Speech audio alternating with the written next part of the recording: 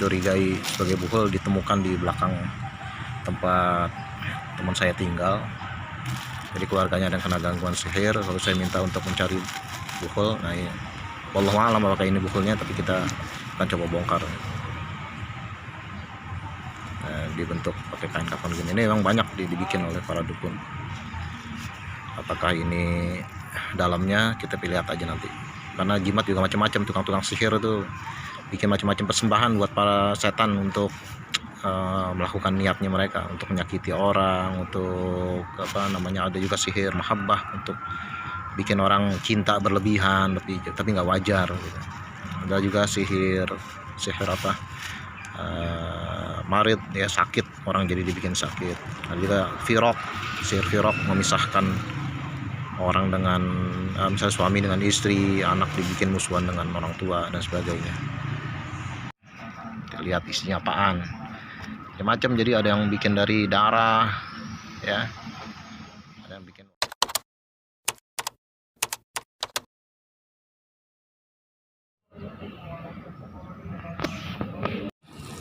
A'udzubillahi as-sami'il 'alim minasyaitonir rajim.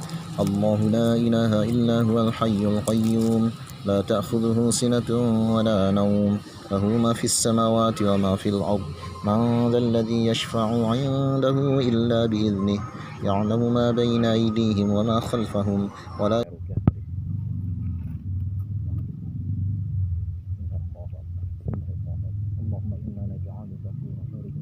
pakai rupiah. Sekarang kita bakar. Bismillahirrahmanirrahim. Allahu akbar. Bismillahirrahmanirrahim. Bismillahirrahmanirrahim. لا يضر مع اسمه شيء في الأرض ولا في السماء وهو السميع العليم.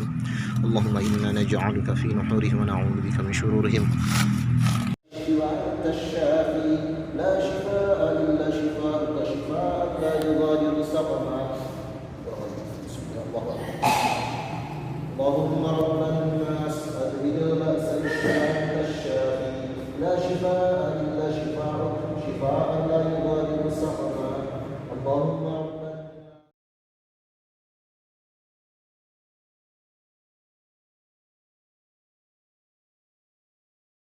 Terus pernah berobat di mana lagi? Di Kelenteng, Bang. Pernah tuh. Daerah mana itu Kelenteng? Daerah Pasar Baru dah situ. Perbatasan ke kota. Iya. Ada yang ngasih tahu tuh temen tuh. Makanya saya jalanin, tapi dia udah ngasih persyaratan tuh. Suruh bawa kelapa muda, terus pisang raja, terus telur, terus bunga 7 macam. Besok kelapa mudanya bawa sini aja, Pak. Pisangnya juga yang gede-gede tuh. Dia mintanya gitu ya. Udah semua persyaratan. Udah saya bawa semuanya ke situ. Terus mulai datang tuh, saya juga rada-rada merinding sih ke situ. Soalnya banyak patung-patung segala macam gitu ya. Terus banyak sih pasien-pasiennya di situ. Terus dilihat istri saya tuh di syariatin tuh sama dia tuh dari mulai punggungnya segala macam. Pakai telur tuh didorong tuh pakai telur tuh. Terus sembari bakar dupa segala macam dikipas-kipasin ke muka istri saya tuh. Terus tapi dia bacaannya bacaan biasa, bacaan Al-Fatihah segala macam. Dia baca Fatihah kan di ini ya, di Kelenteng. Dia bilang kalau yang di rupiahnya muslim, dia pakai cara muslim gitu. Dia juga jago gitu, padahal dia itu bukan agamanya. Tapi dia jago bahasa Al-Fatihah, Quluhu, semuanya dia itu bisa dah dia bacaan-bacaannya fasih gitu. Terus dibawa pulangnya apaan? Terus dia cuman ngasih ini telur bekas dia syariatin di perjalanan, kalau nemu kali lemparin tuh katanya. Nah, pan di jalan-jalan situ kali semua tuh pinggirnya. Pas ada aman saya tengok-tengok, saya lemparin. Tapi itu anehnya, telur sih berapa beratnya gitu. Tapi bunyinya kayak batu 2 kilo gitu. Nyemplung ke itunya, blung gitu. Wah, saya juga kaget juga sih sampai saya goyang kan. Yang lemparin bini. apaan, kata saya, apa niban apaan gitu, masa telur bisa kayak begitu. Tapi ya udah deh, jalan sampai pulang ke rumah tuh. Tapi itu sembuh bang, Sementara ya. sementara setengah bulan tuh sembuh total tuh, sembuh. Tapi setelah itu sakit lagi. Dia sering telepon, udah bawa lagi ke situ. Ah, saya takut dah, udah nggak usah deh. Tapi istri saya emang ngajak tuh, jalan tuh dia sama anak saya sih udah nggak mau. Ya kayak begitu lagi tuh persyaratannya. Iya. Sembuh lagi bang setelah itu. Kata saya setelah setengah bulan sakit lagi. Nah setelah itu tuh baru tuh metode ruqyah yang dianjurin, yang syar'i, saya tuh lakuin. Udah deh, saya nggak mau ke yang gitu. Ya stop dah, udah kemusyrikan di situ, saya udah takut dah. Jadi wallahu a'lam. Jadi yang jelas yang perlu kita jadi catatan di sini, ada yang berobat di Cibubur gitu ya. Nah, dia kasih syarat daun kelor apa segala macam. Sebenarnya kalau daun kelor itu ya tumbuh-tumbuhan herbal gitu ya. Untuk herbal, untuk konsumsi herbal itu nggak masalah, selama dia bukan dijadikan syarat semacam sesaji gitu, nanti yang boleh. Karena memang sesaji itu walaupun sepele itu bisa menyebabkan seseorang masuk ke dalam neraka. Jadi walaupun sesaji, walaupun sepele itu bisa menyebabkan seseorang masuk ke dalam kekufuran. Pokoknya kita harus jauhkan. Sampai hal yang sepele ini Pak ya. Soalnya lewat jembatan Ancol, ada takhayul di situ apa ya? Khurafat nih bilang. Kalau lewat jembatan Ancol, klakson. Tintin tuh ajaran siapa? Kita lewat tempat angker suruh klakson. Gak ada ajaran dalam agama kita. Ya, yang ada kita disuruh istiadah kalau kita merasa takut suatu tempat. A'udzubillahi minasyaitonir rajim atau a'udzubi kalimatillahi tammati min syarri ma khalaq. Enggak ada tuh tintin, enggak boleh. Klakson itu jadi sesaji, bisa menyebabkan kekufuran. Ada lagi lewat tempat serem, numpang anak monyet mau lewat, anak bapak mah jadi kata anak monyet, jangan gitu, tidak kayak begitu ya, nggak ada dasarnya dari agama kita. Islam udah komplit, udah ngajarin semua. Kalau kita merasa ada perasaan khawatir, takut lewat tempat yang serem, baca istiadah, minta perlindungan kepada Allah.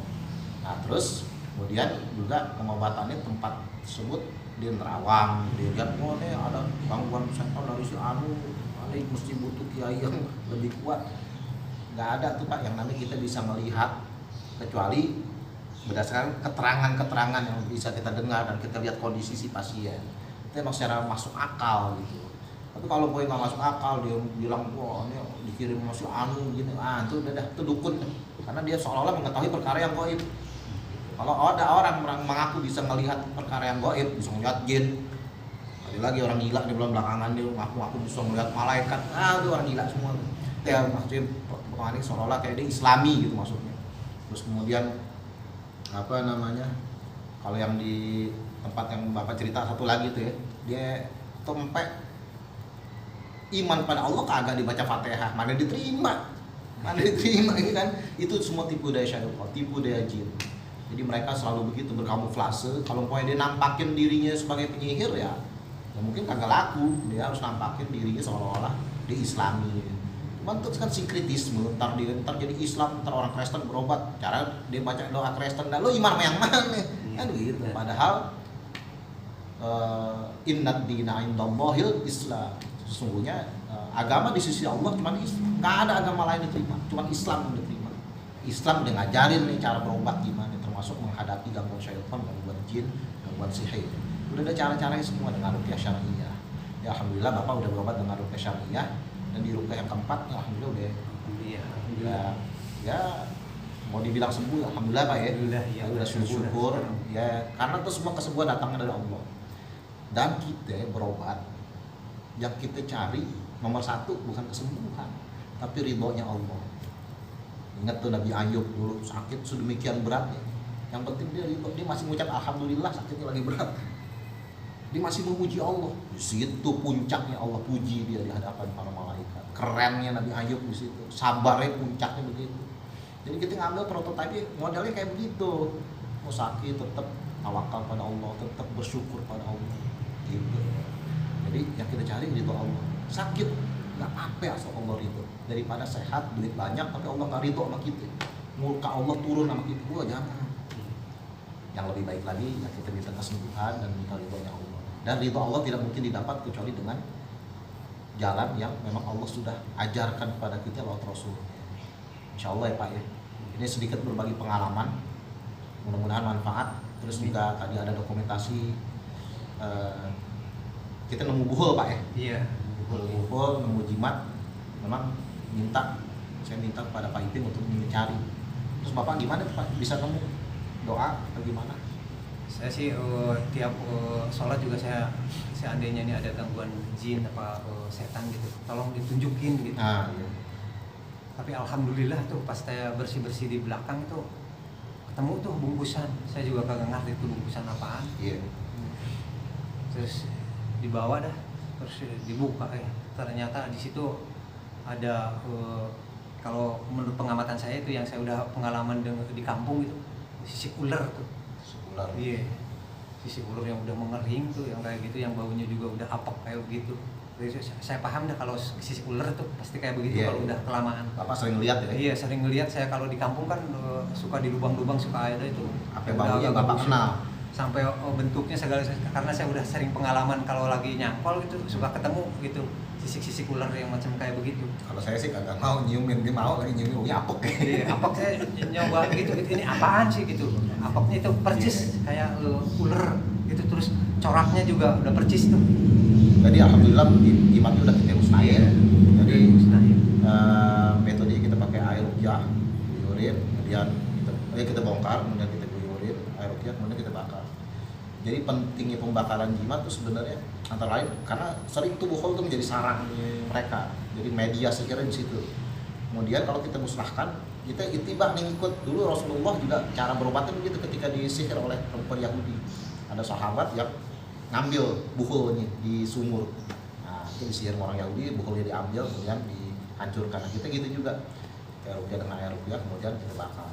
Dan juga ngambil pelajaran dari Nabi Ibrahim ya, berhala tuh dihancurin, simbol-simbol kemusyrikan dihancurkan. Kita juga begitu.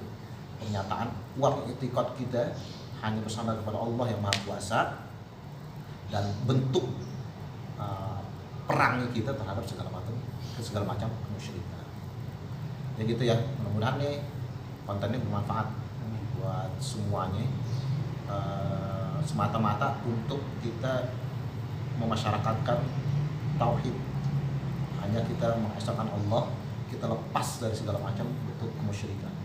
Jadi kalau ada keperluan, pengen rezeki, pengen usaha lancar, banyak caranya sedekah, sholat duha, baca al-Waqiah, asaban malam. Banyak udah agama ajarin, ngapain jadi dia datang ke dukun, nggak usah, ya minta doa orang tua, memuliakan orang tua, itu semua jalan rezeki. Dan kalau sakit ya doa kepada Allah, berobat yang benar, datang ke dokter, bukan datang ke dukun. Tapi semua kalaupun ada pernah salah langkah, kita jadikan pelajaran dan mudah-mudahan hal ini bisa jadi bermanfaat. Terima kasih ya. Assalamualaikum warahmatullahi wabarakatuh. Waalaikumsalam.